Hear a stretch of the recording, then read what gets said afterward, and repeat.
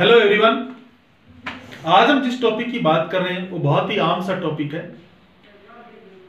हमारे प्रधानमंत्री जी कहते हैं कि हमें आत्मनिर्भर बनना चाहिए। अब इस आत्मनिर्भरता को, इस सेल्फ डिपेंडेंस को मैं दो तरीके से लेता हूं।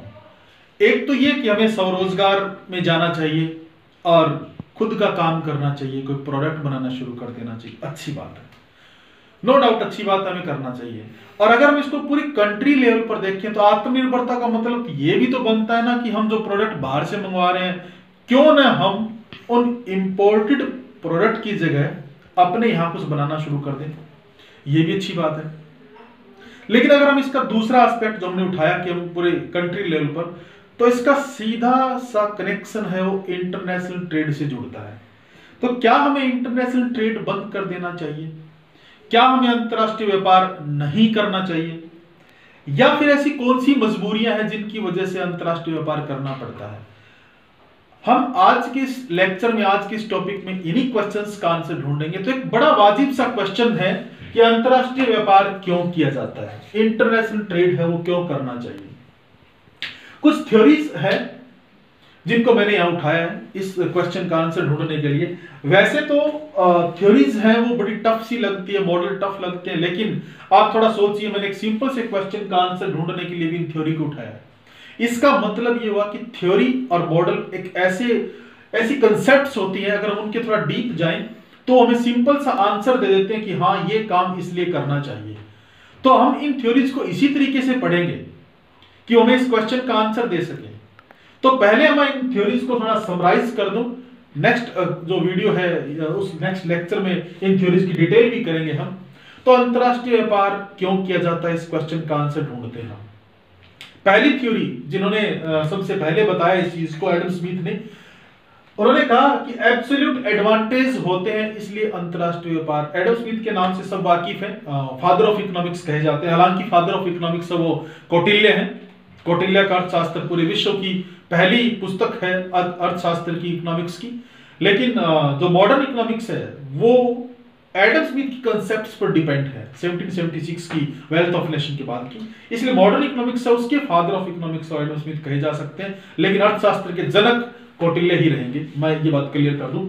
तो एब्सोल्यूट एडवांटेज, ये पहली थ्योरी एडम स्मिथ ने दी कि हमें एब्सोल्यूट एडवांटेज होते हैं, निरपेक्ष लाभ होते हैं। रिकार्डो ने कहा निरपेक्ष लाभ नहीं, सापेक्ष लाभ होते हैं, इसलिए हमें अंतरराष्ट्रीय व्यापार करना चाहिए। पहले आप इस निरपेक्ष और सापेक्ष इस चीज को समझिए, एब्सोल्यूट और कंपैरेटिव। मैं थोड़ी आम भाषा में इसका मतलब बताऊं तो निरपेक्ष का मतलब होता है खुद में ही कंपैरिजन करना। हमें बाहर कंपैरिजन वर्ड को हटा दीजिए थोड़ा सा, यहाँ पे आप ले भी सकते हैं कि खुद का खुद में ही देखना, निरपेक्षता। और सापेक्षता का मतलब होता है कंपेयर करना दूसरे के साथ। मेरे पास कितने रिसोर्सेज हैं, मैं कितना गरीब हूं, कितना अमीर हूं, कितना मेरे पास रिसोर्सेज है। अगर मैंने ये खुद के रिसोर्सेज देख के और फिर मैंने ये एस्टिमेट लगाया तो मैंने निरपेक्ष माप किया इस चीज का। और अगर मैंने किसी दूसरे पर्सन को लिया, मैंने आपको लिया और मैंने कहा कि मैं आपके कंपैरेटिवली मैं कितना अमीर हूं या मैं कितना गरीब हूं, तो मैंने आपके साथ कंपैरिजन किया इस चीज का, तो वो हम सापेक्ष माप करते हैं। एक देश का जब रिसोर्सेज आप लेंगे और उन रिसोर्सेज से वो कौन कौन से प्रोडक्ट कितने कितने बना सकता है, अगर हम उनकी आपस में कंपैरिजन करेंगे तो एब्सोल्यूट एडवांटेज थ्योरी की ओर इशारा करेगा। और अगर हम एक कंट्री की रिसोर्सेज लेके उसके कितने प्रोडक्ट बना सकते हैं, दूसरी कंट्री है उसके रिसोर्सेज के साथ वो अगर हम उसको कंपैरिजन करेंगे तो वो कहीं कहीं कंपैरेटिव एडवांटेज थ्योरी की ओर इशारा करते हैं। थोड़ा सा समझिए इस चीज को, इन थ्योरी को समझने से पहले कि अंतरराष्ट्रीय व्यापार क्यों करना चाहिए। देखिए ये मार्कर है, मान लीजिए इंडिया में इसकी कॉस्ट है वो 5 रुपए है। कॉस्ट की बात कर रहा हूं मैं, एवरेज कॉस्ट 5 रुपए है और इसको आगे फिर 8 रुपए में बेच दिया जा रहा है। 5 रुपए कॉस्ट है उसकी और 8 रुपए में इसको रिटेल में इसकी प्राइस है, कंज्यूमर तक ये 8 रुपए में जाता है। ठीक है, नो प्रॉब्लम, 5 में बन रहा है, 8 में बिक रहा है, कोई प्रॉब्लम नहीं है। लेकिन थोड़ा सा कंपेयर करिए, अंतरराष्ट्रीय व्यापार क्यों किया करना चाहिए हमें, इस बात का आंसर दे रहा हूं मैं। यूएसए में due to technology and other things इस मार्कर की कॉस्ट है वो एवरेज कॉस्ट 2 रुपए है और वो इसको 4 रुपए में कंज्यूमर तक भेज रहे हैं। इसका मतलब अगर हम ये मार्कर खुद बनाएं तो हम 5 रुपए का बना सकते हैं और 8 रुपए तक कंज्यूमर में ये भेज सकते हैं। लेकिन अगर हम यही मार्कर बनाने की बजाय यूएसए से इंपोर्ट कर लें तो 2 रुपए कॉस्ट है, 4 रुपए में हमें वो मिल जाएगा। और अगर हम एक साथ, ये 4 रुपए तो रिटेल प्राइस है ना, अगर हम वहां से इंपोर्ट करेंगे हो सकता है हमें कुछ सस्ता भी मिल जाए, और 20-30 पैसे इस पर कुछ ट्रांसपोर्ट कॉस्ट भी ऐड कर दीजिए। तो मान लीजिए आपके पास ये 4.5 रुपए में आपकी कंट्री में ये मार्कर आ जाता है। अब आप इसको कंज्यूमर तक 5 रुपए में, 6 रुपए में, 7 रुपए में आप इसको कंज्यूमर तक भेज सकते हैं। मान लीजिए आपने इसको कंज्यूमर से 7 रुपए में भेज दिया। अब देखिए दोनों को फायदा, प्रोड्यूसर्स को फायदा, बनाना नहीं पड़ा, कंट्री को फायदा, जो रिसोर्सेज हम यहां लगा रहे थे वो रिसोर्सेज फ्री हो जाते हैं और वो रिसोर्सेज हम कहीं और डाइवर्ट कर सकते हैं। कंज्यूमर को फायदा कि वो जो 8 रुपए का मिल रहा था वो 7 रुपए का मिल रहा है। जब कंज्यूमर को फायदा हो रहा है, उसको बेनिफिट हो रहा है, कंट्री को बेनिफिट हो रहा है, प्रोड्यूसर को बेनिफिट हो रहा है, तो क्यों ना करें हम अंतरराष्ट्रीय व्यापार। अगर फिर भी हम इस बात पर अड़े रहते हैं कि नहीं भाई हम तो इसको बनाएंगे 5 रुपए का बनाएंगे, 8 रुपए का आगे हम कंज्यूमर तक बेचेंगे, ये हमारे यहां चलेगा सिस्टम, तो ठीक है चला लीजिए, कोई प्रॉब्लम नहीं है। लेकिन फिर कंट्री की ग्रोथ के रास्ते कहीं कहीं रुक जाते हैं या ग्रोथ है वो स्लो हो जाती है। अंतरराष्ट्रीय व्यापार करने का सिंपल सा उदाहरण, सिंपल सा एग्जांपल मैंने आपको दिया कि क्यों करना चाहिए। अरे जो चीज बाहर से सस्ती बन सकती है वो सस्ती मिल रही है, हमें क्वालिटी में कोई प्रॉब्लम नहीं है, क्वालिटी अच्छी आ रही है, सेम क्वालिटी आ रही है या बढ़िया क्वालिटी आ रही है और सस्ता भी मिल रहा है, तो हम बाहर से क्यों ना अंतरराष्ट्रीय व्यापार करें, हम बाहर से क्यों ना उस प्रोडक्ट को इंपोर्ट करें। हाँ, एक शर्त पर आप इंपोर्ट करना बंद कर दीजिए, अगर आप सेम क्वालिटी का उसी कॉस्ट में बनाने में जिस दिन आप सक्षम हो जाएं, उस दिन बाहर से अंतरराष्ट्रीय व्यापार करना, बाहर से इंपोर्ट करना आप बंद कर दीजिएगा। ये मेरा मानना है कि जिस दिन आप 2 रुपए एवरेज कॉस्ट में उस मार्कर को बनाना शुरू कर दें, यानी यूएस से जिस कॉस्ट में आ रहा है उस कॉस्ट में, और यूएसए से आपके यहां जिस प्राइस पर आ रहा है, अगर यहां 4.5 में आ रहा है, आप 4.5 में भी उसको बना लें। 5 से 2 तक आना बहुत मुश्किल काम है, 5 से 4 तक आना आसान काम है।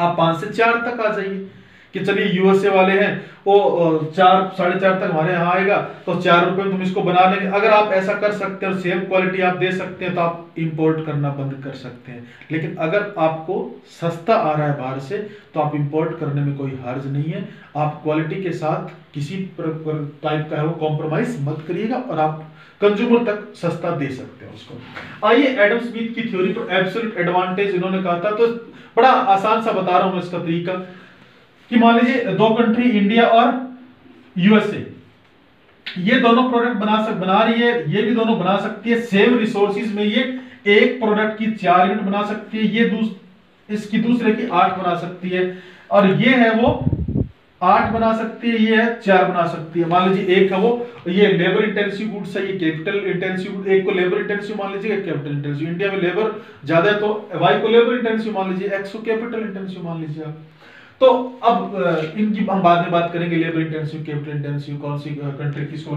सिंपल सा समझिए, एब्सोल्युटली आप कंपेयर करिए, एब्सोल्युटली यहां पर सेम रिसोर्सेज से वो x की 4 यूनिट बना सकती है और सेम रिसोर्सेज से y की 8 बना सकती है, तो किसको बनाना चाहिए ये तो कोई भी बता देगा।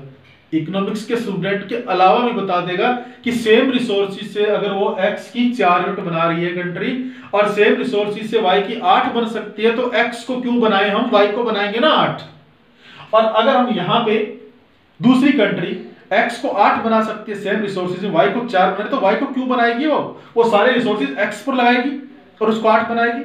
और अब ये इसको y को इसको एक्सपोर्ट कर देगा और इस कंट्री से x इधर एक्सपोर्ट हो जाएगी, तो हम इसको इंपोर्ट कर लेंगे और दोनों कंट्री और दोनों प्रोडक्ट को एंजॉय कर सकती है। एब्सोल्यूट तो इस तरीके से मेजर करते हैं, रिकार्डो का एब्सोल्यूट एडवांटेज नहीं, एब्सोल्यूट कॉस्ट नहीं, कंपैरेटिव कॉस्ट। बुकिश लैंग्वेज में आप रिकार्डो को ऐसे कह सकते हैं कि एक कंट्री है वो दोनों ही प्रोडक्ट को बना सकती है और दोनों ही प्रोडक्ट को बनाने में उसको कंपैरेटिव एडवांटेज है, दोनों को बनाने में उसको लाभ है, लेकिन उसको बनाएगी जिसमें कंपेरेटिव एडवांटेज ज्यादा है। दूसरी कंट्री को दोनों प्रोडक्ट बनाने में हानि है, दोनों को बनाने में लॉस है, लेकिन उसको बनाएगी जिसमें कंपेरेटिव लॉस कम है।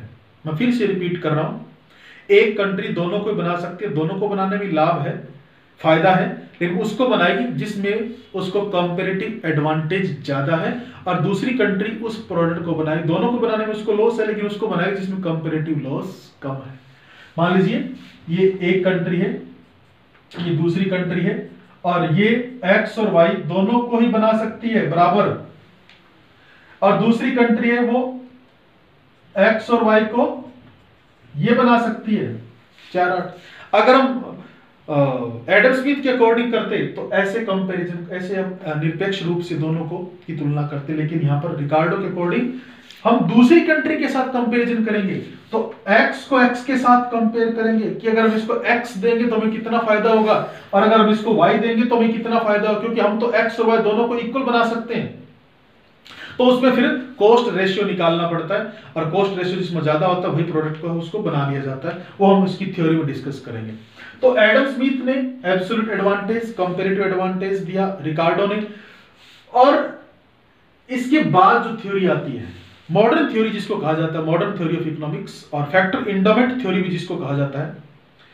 बड़ा इंपॉर्टेंट सा एक आंसर दिया इन्होंने, हेक्शल ऑलिन ने, गुरु शिष्य हैं दोनों, हेक्शल ऑलिन, और इन्होंने कहा कि रिकार्डो ने जो कहा कि कंपैरेटिव कॉस्ट है उसके अकॉर्डिंग ट्रेड किया जाता है, तो ये इसको क्रिटिसाइज नहीं कर रहे हैं, इंप्रूवमेंट कर रहे हैं, ये मान रहे हैं कि रिकार्डो ने सही कहा है, कंपैरेटिव कॉस्ट के अकॉर्डिंग ही ट्रेड किया जाता है। लेकिन ये कह रहे हैं कि रिकार्डो ने ये नहीं बताया कि तुलनात्मक लागतों में अंतर क्यों पाया जाता है। ये सही है कि तुलनात्मक लागतों में अंतर के कारण व्यापार किया जाता है, लेकिन तुलनात्मक लागतों में अंतर क्यों पाया जाता है, इसका जवाब है वो रिकार्डो ने नहीं दिया, इसका जवाब है वो हेक्शल ऑलिन अपनी थ्योरी में देते हैं।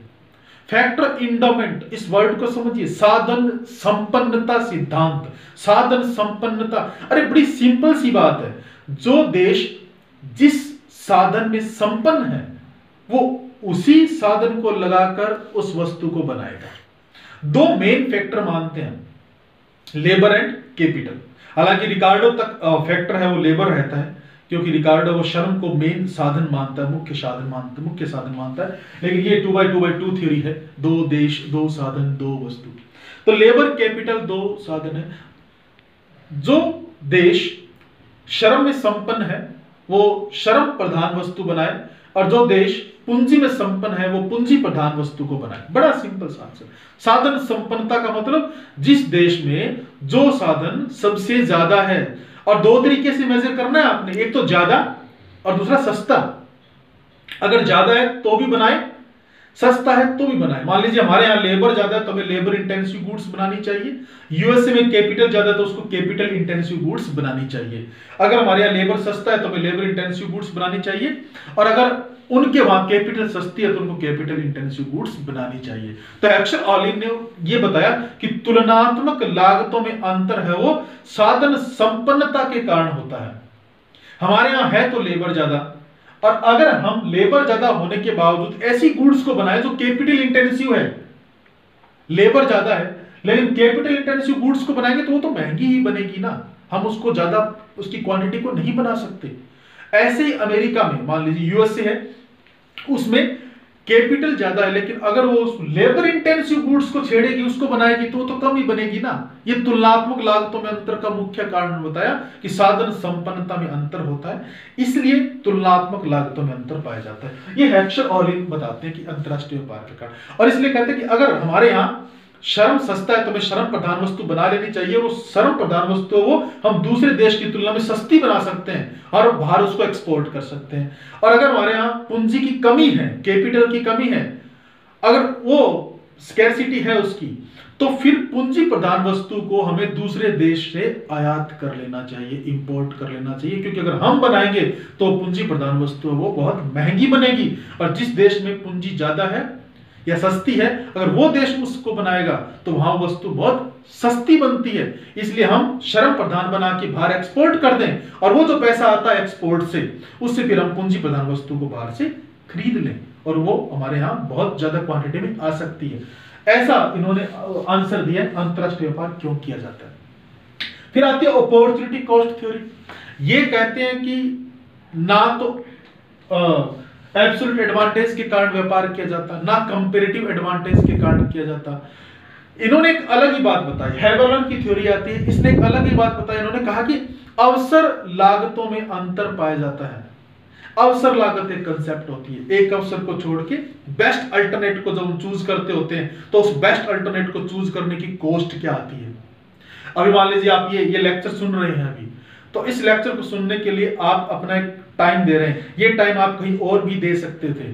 तो इस लेक्चर को सुनने के लिए वो काम जो आपने छोड़ दिया वो इसकी अवसर लागत है। आप खेल सकते थे बाहर जाके, आप टीवी देख सकते थे, तो आप जो टीवी देख सकते थे, आप खेल सकते थे, वो टीवी देखने का जो समय है वो आप इस लेक्चर को सुनने में लगा रहे हैं। तो इस लेक्चर को सुनने की अवसर लागत वो टीवी देखने का समय है जो आपने गंवा दिया। तो अवसर लागत का सिद्धांत इन्होंने कहा कि एक प्रोडक्ट को बनाने के लिए जो साधन हम वहां लगा रहे हैं वो कहीं और लगते तो कितना हमें उससे मिल पाता। तो इन्होंने अवसर लागतों को मेन रूप से उठाया है। तो अगर हम इनको कंक्लूड करें चारों थ्योरीज को एक साथ, तो अगर हम दो लाइन में इसको कंक्लूड करें तो हम सिर्फ ये कह सकते हैं कि अगर हमारे यहाँ कोई प्रोडक्ट महंगा बन रहा है बनाने में, तो हमें वो प्रोडक्ट बिना किसी संदेह के बाहर से मंगवा लेना चाहिए। और अगर हमारे यहाँ कोई प्रोडक्ट सस्ता बन रहा है तो हमें वो बहुत अधिक मात्रा में बनाकर बाहर निर्यात करना चाहिए। भारत के संदर्भ में अगर हम देखें तो ठीक है, हम अगर हमें बहुत सारे प्रोडक्ट बनाने में अगर बाहर से मंगवाने में नुकसान होता है तो हमें धीरे धीरे सेल्फ डिपेंडेंसी की ओर बढ़ना चाहिए और हमें बाहर से मंगवाना कम कर देना चाहिए। लेकिन मैं फिर कह रहा हूं, अगर हम खुद बना के उस प्रोडक्ट को खुद बनाएं और हमारे यहाँ बहुत हाई कॉस्ट पर वो बन रहा है, हमारे पास टेक्नोलॉजी ना होने के कारण एक तो क्वालिटी के साथ कॉम्प्रोमाइज करें और एक कॉस्ट ज्यादा आती है, तो फिर ये इस तरीके से प्रोडक्ट को इंडिया में बनाना ये शायद एक मूर्खता होगी। अंतरराष्ट्रीय व्यापार करने से नुकसान नहीं होने वाला है, लेकिन आप इस बात का भी ध्यान रखें कि आपके इंपोर्ट के साथ साथ आपके एक्सपोर्ट इंक्रीज होते जाएं। अगर आपके एक्सपोर्ट इंक्रीज होते जा रहे हैं तो आपके इंपोर्ट इंक्रीज होने में कोई प्रॉब्लम नहीं है। लेकिन अगर आप सिर्फ बाहर से मंगवाते जा रहे हैं, आपके एक्सपोर्ट हो नहीं रहे हैं, तो फिर आपका देश है वो कर्जवान बनेगा। और भारत की स्थिति कुछ ऐसी ही है। मैं ये नहीं कह रहा कि हमारे एक्सपोर्ट कम है, लेकिन इतने ज्यादा भी नहीं है कि वो इंपोर्ट है उसकी कॉस्ट को पूरा कर सके, और हमें बहुत सारा लोन बाहर से लेना पड़ जाता है कई बार हमारे इंपोर्ट की उस कॉस्ट को पूरा करने के लिए। तो अंतरराष्ट्रीय व्यापार करने के पीछे बहुत से कारण हैं। मैंने आज सिर्फ इसको समराइज किया है कि इन तरीकों से अंतरराष्ट्रीय व्यापार किया जाता है, करना चाहिए भी। अब एब्सोल्यूट एडवांटेज में एडम स्मिथ किस तरीके से इसको डिफाइन करता है या रिकार्डो किस तरीके से इसको एक्सप्लेन करता है, और हेक्सर ऑलिन कैसे अपॉर्चुनिटी कॉस्ट थ्योरी के अकॉर्डिंग कैसे किया जाता है, वो आप नेक्स्ट लेक्चर में सुनेंगे। जिनके सिलेबस में ये थ्योरीज हैं, क्वेश्चंस हैं, वो अगले लेक्चर को बहुत ध्यान से सुने। और जिनको जो नॉन इकोनॉमिक स्टूडेंट्स भी है, जिनको ये लगता है कि अंतरराष्ट्रीय व्यापार क्यों किया जाता है, क्यों करना चाहिए, अगर इसकी डिटेल और भी जाननी है तो आप नेक्स्ट लेक्चर है जो भी इंटरनेशनल ट्रेड से रिलेटेड लेक्चर हो वो जरूर सुने। आपको बहुत वैल्यूएबल लेक्चर माने जाएंगे ये, क्योंकि इंटरनेशनल ट्रेड और कंट्री के एक्सपोर्ट इंपोर्ट से जुड़े होते हैं। कंट्री के एक्सपोर्ट इंपोर्ट से जुड़े, वो आपको रियल में बताएंगे कि जीडीपी है उसके साथ एक्सपोर्ट का क्या कनेक्शन है, इंपोर्ट का क्या कनेक्शन है, हमारी ग्रोथ के साथ क्या कनेक्शन है। तो आत्मनिर्भरता अच्छी बात है, स्वरोजगार में जाइए, आत्मनिर्भर बनिए। और अगर हमारे यहाँ बाहर से प्रोडक्ट आ रहे हैं, इंपोर्ट ज्यादा कर रहे हैं, तो इंपोर्ट को सब्स्टिट्यूट भी करिए, खुद का प्रोडक्ट भी बनाइए, लेकिन क्वालिटी के साथ कॉम्प्रोमाइज किए बिना और कॉस्ट को मिनिमाइज करके अच्छी टेक्नोलॉजी लाके, टेक्नोलॉजी चाहे वो कैपिटल इंटेंसिव लाए या फिर आप लेबर को इतना ट्रेंड कर दें कि आपका प्रोडक्ट वो बहुत अच्छा बने। Thank you very much, thank you.